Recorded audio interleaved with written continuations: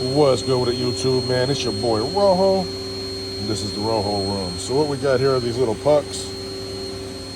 What we're doing is we're turning them into these right here. We're using the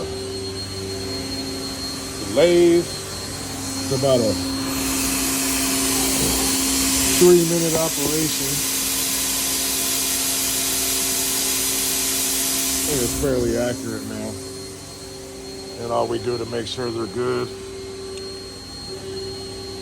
just check that first little